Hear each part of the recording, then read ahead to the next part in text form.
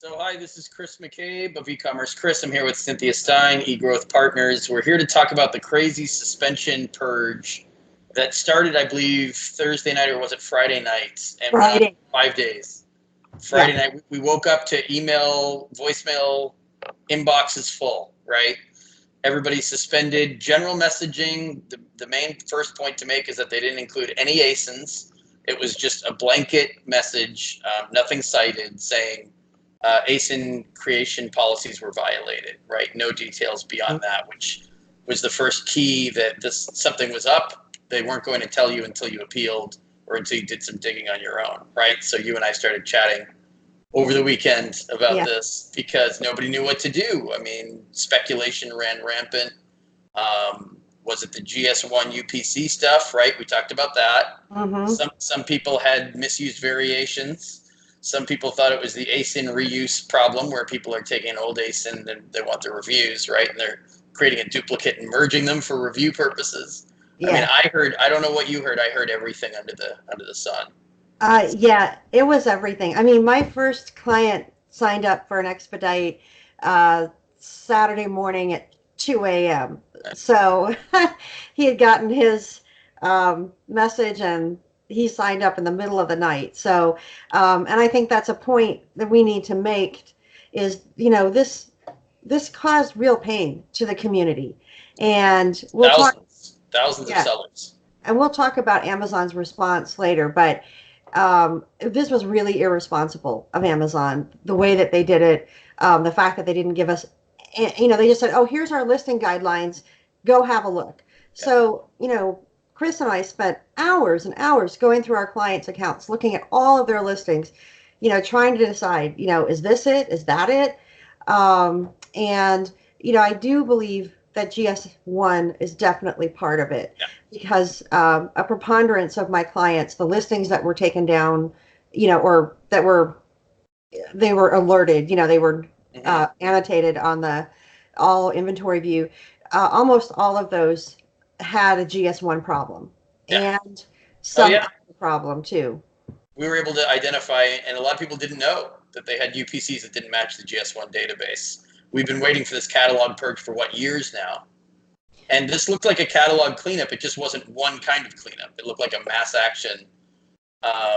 But they wanted you to do the digging and investigating. You know what you've done. It's the same as reviews abuse, right? You know what you did.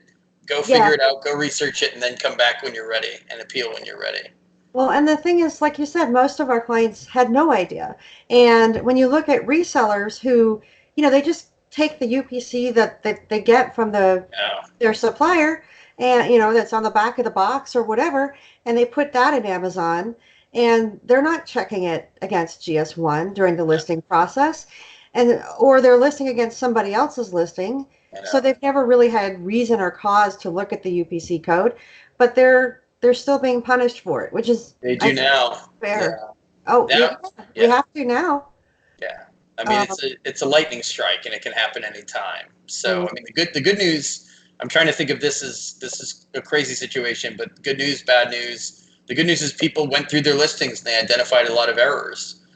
We saw people misbundling things or sets that were treated as bundles improperly, ASIN variations that people didn't know they were making mistakes on. So we did identify and flag some stuff in our reviews. The bad news, of course, is that for 5 days thousands of people were losing God knows what in revenue and sales, on top of the anxiety and the ulcers and the worry. So yeah, I mean, um, one of the things I always wish that Amazon would do is give a warning. yeah, Because if their goal is to get people to scurry about and clean up, they can achieve that with a warning. yeah, Like give them a week amnesty or something. And mm, by this date, if there's anything wrong in your account, you're going to be taken down. But to right, just right. give people a chance to go and look and fix it and I know, not fair. I not, mean, two things we noticed in our accounts. Maybe you have the same. None of our clients had been previously warned, at least not with this language about async creation policies. Number one. Number two, none of them had heard from account health, right? Somebody must have known that they were suspending thousands of people and they knew they couldn't make thousands of calls, so they didn't get account health services involved at all. I mean, maybe if somebody sees this and they say, no, I got a warning 24 hours ahead, they should tell us, because none of my people did. Yeah, no, you're right. None of my people did either. And they've not had any, particular listing issues before this.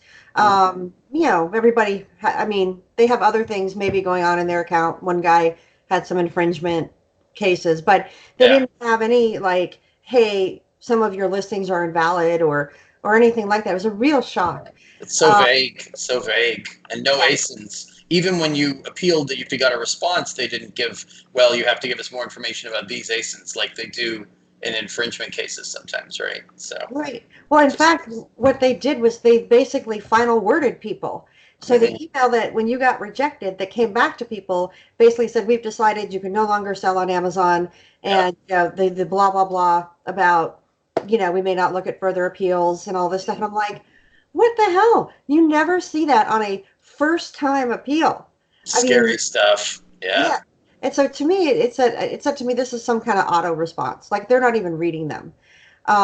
And so with our client, one of our clients, the one I worked on Saturday, I right. was able to escalate his case and get it in front of the executive seller relations team.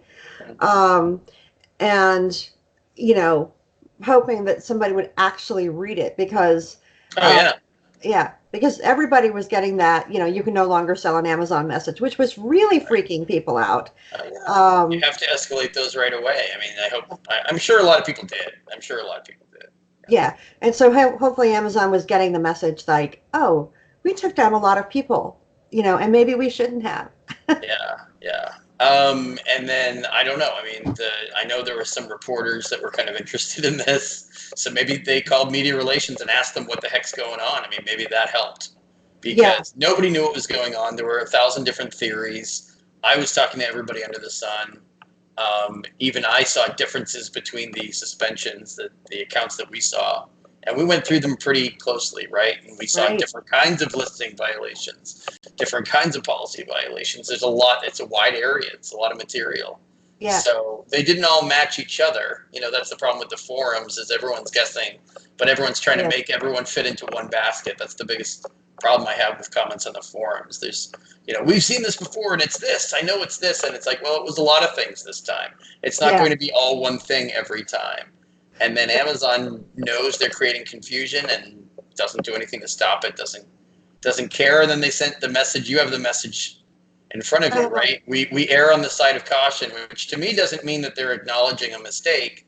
They just think that they erred on the side of caution in making this oh a yeah. mass, making it a mass suspension. I mean, to them, I think they understand there's a lot of listing violations out there, and I really think they were pursuing a catalog cleanup, right? But the Yeah, but suspension was the error, I guess, is what they're acknowledging that they went too far. What do you think? I'm hoping that's what they're acknowledging because like I said, I really felt they could have achieved everything they wanted to achieve with either a warning or Yeah, just taking down the individual listings yeah. instead of the account. I mean, We'll talk just about, cancel the listings and send a warning. That's what we used yeah. to do. Yeah, Yeah, because this was yeah, a big hammer. yeah, And they say, in our efforts to protect our community, we sometimes err on the side of caution. We yeah. are sorry for any inconvenience this has caused. And as one of my clients said, oh, yeah, we're sorry for the over $50,000 that you lost Right, and the amount that you had to pay a consultant because we were being cautious. right. They've And they've used that language before, though. They've used that language typical for language. a year or two. Err on the side of caution. That's just a way of saying sometimes we suspend people in groups and we're not going to apologize for it. I mean, that's how I read Right. it. Yeah, I'll never apologize. So yeah, but that's what they're saying is, oh, oops, we kind of took down a lot of innocent fish, yeah. or maybe that was a bit too much, so we're going to back off. Hmm. And A lot of people are complaining. So yeah, yeah, but so they have backed off. But one of the things I want people to know is that okay, so this immediate crisis is probably over for most people, in the sense that they're back, right? But it's not really over because one, we know that Amazon does things in waves, right? in threes. Yeah, This was the first yeah, volley. And yep. so there's going to be more takedowns. I can almost guarantee it. And, you know, all of my clients did have something wrong in their listings. It Yeah, it wasn't something that I would raise to the level of a suspension. I mean, Right. minor stuff, mistakes, but they did have something there. So I'm having all of my clients clean up because, Yeah. I don't want them caught in the next wave. And so people who weren't suspended this time, it's still a valuable exercise to go and really look at your listings because, especially if you create listings, but even if you are just listing on other people's listings, to go and have some kind of audit or review or Exactly. something because you want to avoid the next wave. I don't think we had a single client that we didn't find something. I mean, like I said, sometimes it was just their UPCs aren't matching what's in the GS1 database. We all know that that's coming. As Yeah, just as we know that vendor central accounts are going to be greatly reduced in the next couple of months. We know right, this is coming too, we just don't know when. And right, in terms of ASIN variations, I mean, almost everyone that hires us to clean up their variations starts by saying, we know we're doing these right. And 90-something% of them aren't. So we found a bunch of ASIN variation mistakes on this particular suspension pass. And then there were other things, just duplicates that didn't belong there. We right, created these in error, we never deleted them. So right. this is just I had a client this morning who said this is a warning shot over our bow. And that's really how it has to serve, as It we was don't a know when. nuclear bomb instead of a cannon. I know. I know. Well, I mean, they have a history of group suspensions and kind of carpet bombing certain things, Yeah. right? So hopefully this doesn't happen again anytime soon, but it's just a good time to get prepared for anything like this. Yeah. And I didn't hear anything, from the bad actors. Like I hope that they actually were able to remove some of the bad actors. Right. Of course, they're not going to speak up and say, "Oh my God, I was taken down because I was cheating." Right. They're very quiet right now. But I hope that in all the pain and the mess of this, that at least they did get some of the really bad actors. Our clients were not bad actors, but I hope that they did. Yeah. I mean, listing abuse has just gotten hijacking, vendor central, async contribution changes. It's Mhm. been a mess for a while, so I have a theory that this is kind of related to that too. There's been so much listing sabotage and abuse. Maybe they were trying to do something and they overstepped. So Yeah. you never know. Tools, people, you start throwing them together and mix them up the wrong way, and this type of thing comes out, right? Yeah. So yeah. Yeah. All So right. Well, I mean, anyone out there that has questions, contact me or Cynthia. We're happy to follow up on this and help you understand what happened over the last 5 days, exactly. as soon as we get some sleep. Yeah, you got So, that right. yeah. All All right. right. Great. Thanks. Thanks.